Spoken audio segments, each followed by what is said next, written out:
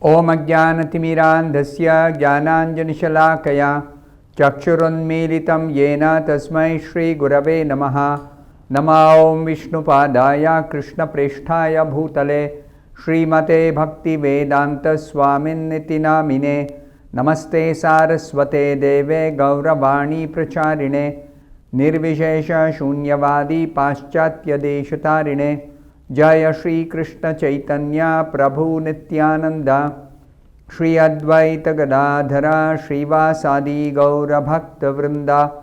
Hare Krishna Krishna Krishna Hare Hare Hare Rama Rama Rama Hare Hare. Om Namo Bhagavate Vasudevaya Narayanam Namaskritya Naram Chaiva Narottamam Devim Saraswatim Vyasam Tato Jayam Udirayet. In this session, we continue to discuss from the verses 25 to 30 of the 16th chapter of the first canto of Srimad Bhagavatam. These set of verses describe the transcendental qualities, 40 transcendental qualities of the Lord, of which some of them are described in detail in the purport by Srila Prabhupada. So we will conclude with this part 7 of the discussion on these verses. This is the last part, the remainder of the purport that we have not yet discussed. We are going to complete it in this session. So Srila Prabhupada says in the purport, the last part of the purport, this material world is a product of the Mahat Tattva, which is a state of the Lord's dreaming condition in his Yoga Nidra mystic slumber in the causal ocean. Lot of technical terms in here. Now, the Supreme Lord, he incarnates in this material world for the purpose of the material creation, maintenance, destruction, for the sake of attracting the conditioned souls to go back to Godhead, for the sake of giving transcendental knowledge, for displaying his transcendental pastimes, so many purposes. So different incarnations of the Lord appear from time to time.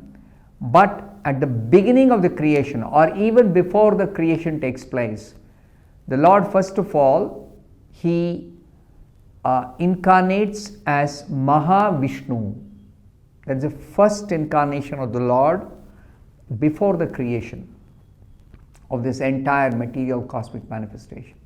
So this Mahavishnu, he appears in the portion of the spiritual sky which is covered by the material energy. Material energy is like a cloud in the brilliantly effulgent spiritual sky, and in that cloud-like region the Lord enters. Vishnu means one who enters. He enters into that material region covered by the material energy, and he lies down on the causal ocean, Karana Jala, Karana Samudra, and he lies down and he goes to sleep, and his sleeping is not like our sleeping. When we sleep, we go into forgetfulness of our wakeful state. But the Lord, he is never forgetful. So his sleeping is called Yoga Nidra. Nidra means sleeping. So Srila Prabhupada describes that Yoga Nidra as mystic slumber. Slumber means sleeping. So it's mystical how he goes to sleep. It is his pastime, it's his Leela. So this material world is created when the Lord lies down on the causal ocean and goes to sleep, and the Lord dreams about the material creation. Now, this dreaming of the Lord is not like our dreaming. It is entirely different. That in the dreaming condition also, there is the creation, maintenance and destruction of the material universes. So the creation begins when the Lord enters this material energy region like a cloud in the spiritual sky, and he lies down on the causal ocean and he dreams, he goes to sleep, mystic slumber, yoga nidra, and he dreams, and in that dreaming state there is the creation of the material world. It is a product of the Mahat Tattva. Mahat Tattva is the material energy in a dormant condition. When it is activated by the glance of Mahavishnu, then that inactive state of material energy transforms into activated condition. And in that activated condition, the creation begins by the Mahat Tattva differentiating into the different elements, and later on the elements are combined by the Supreme Lord in his form as Garbhodaka Vishnu or Vishwatma, in his Hiranyagarbha incarnation or expansion. Even though this material world is produced in the state of the Lord's dreaming condition, still the whole creation appears to be a factual presentation. It is a factual presentation of the Lord. That means the Lord's dreaming conditions are also factual manifestations. There is no difference between his dreaming condition and his wakeful condition. There is no difference. In our case, it's entirely different. When we are in the wakeful state, we are forgetful of our dreaming state. And when we are in the dreaming condition, we are forgetful about our wakeful state. So that's our position. Whereas the Lord, for him, he is ever cognizant, always conscious, always aware of everything in every nook and corner of the entire creation, spiritual world and material world. Because his consciousness is spread everywhere. So he is fully conscious. So therefore, the creation of this world is also a factual manifestation of the Lord's dreaming condition. He can therefore bring everything under his transcendental control. You see, his complete control always exists in the spiritual world, in the material world, in all conditions, in all states of existence. He is complete controller of everything and everyone. Thus, whenever and wherever he does appear, he does so in his fullness. He is not bereft of any of his powers when he appears, even as Vishnu lying down on the causal ocean and going to sleep. He is not bereft of any of his power. He is not forgetful.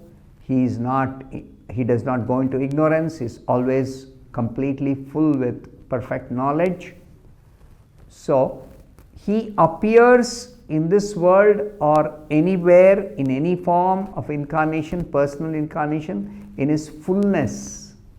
He is always with his knowledge, with his beauty, with his energies, with his paraphernalia, with his associates.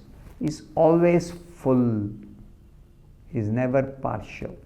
He is never incomplete. So therefore, Srila Prabhupada says further, the Lord being all that is described above maintains the affairs of the creation. He creates, He maintains. And by His so doing, He gives salvation even to His enemies who are killed by Him. We say the Lord is all merciful. So He is merciful even to the demons who are against the Lord. Because they are also His part and parcel. They are also His children. Though they are disobedient or they are misled or they are desirous of independent enjoyment or they have got enviousness, whatever be their condition, they are ultimately part and parcel of the Supreme Lord only, as much as anyone else is. So Krishna never neglects them. So when they create some disturbance for the devotees, then Krishna comes to stop that disturbance and Krishna kills the demons. But His killing is good for the demons because the demons get salvation or mukti or moksha, liberation from material bondage. So it's a favor of the Lord upon the demons when the demons are killed by the Lord personally. And further, He, the Supreme Lord, is attractive even to the topmost liberated soul. That liberated souls are also attracted to Krishna. They don't have any attraction for anything material. Those are liberated. It's only the conditioned souls who are running after matter and material products. The liberated soul is not interested in any matter or material objects. Even they are attracted by Krishna. When they have no attraction for anything material, still they are attracted to Krishna, which means that Krishna is not at all material personality. He is completely transcendental. Only then can He be attractive to the transcendentalists. Thus, the Supreme Lord is worshipable even by Brahma and Shiva, the greatest of all demigods. That is the position. Shiva Virinchi Nutam. Bhagavatam 11th canto is described. He is worshipped even by the greatest demigods, Shiva and Brahma. Virinchi means Brahma. Now regarding His creative energy, even in His incarnation of Purushavatara, He is the Lord of the creative energy. This creative energy is working under His direction, and to control the material energy,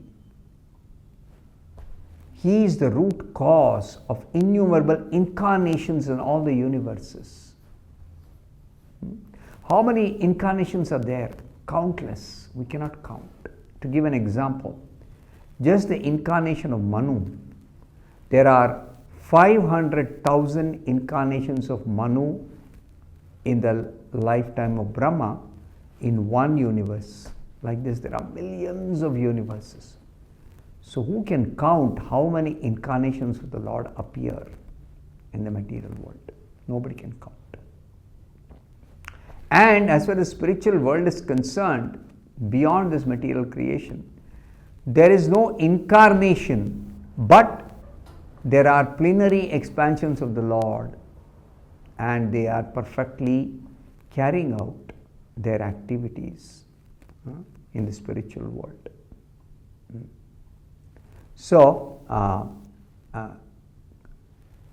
nobody can actually estimate or count the qualities of the Lord, nor can anybody estimate in what quantity He has got those qualities. All of them are unfathomable, inconceivable, cannot be estimated by anyone. So that is the unique position of the Supreme Lord. I'll stop here. Thank you very much. Hare Krishna.